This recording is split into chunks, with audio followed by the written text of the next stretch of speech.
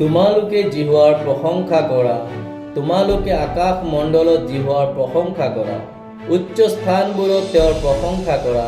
হে জিহুৱাৰ সকলো দূত তেওঁৰ প্ৰশংসা কৰা, হে জিহুৱাৰ সকলো বাহিনী তেওঁৰ প্ৰশংসা কৰা।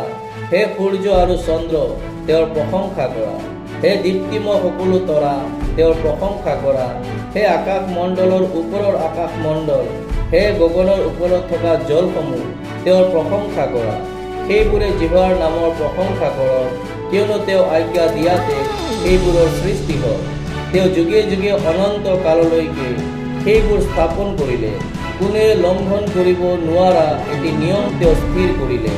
হে নগৰ নাগবিলাক আৰু সকলো অগাধ জলসমূহ, হে অগ্নি আৰু শিলাবৃষ্টি, হিম আৰু ভাৱ, জিহুৱাৰ বাক্য সিদ্ধ কৰোঁতা, হে ধুমুহা বতাহ, হে গিৰি আৰু পৰ্বতবিলাক, হে ফলৱতী গছ আৰু এৰচ গছবিলাক, হে বনৰীয়া আৰু ঘৰচীয়া পশুবিলাক, হে বগাই ফুৰা উৰক আৰু দেউকা লগা পক্ষীবিলাক, হে পৃথিৱীৰ ৰজাবিলাক আৰু সমুদায় জাতিবিলাক, হে অধিপতি আৰু পৃথিৱীৰ বিচাৰকৰ্তাবিলাক, হে যুৱা আৰু যুৱতীবিলাক, বুঢ়া আৰু ল'ৰাবিলাক, তোমালোকে সকলোৱে পৃথিৱীত জিহুৱাৰ প্ৰশংসা কৰা।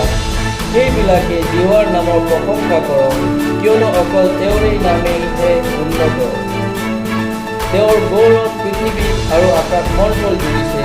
সকলো সাধু প্ৰশংসাযোগ্য যে তেওঁ নিজ প্ৰজাবিলাকৰ শিংটো উন্নত কৰিলে। তেওঁ নিজৰ ওচৰত থকা প্ৰজা ইজৰাইলৰ সন্তানবিলাকৰে শিংটো উন্নত কৰিলে।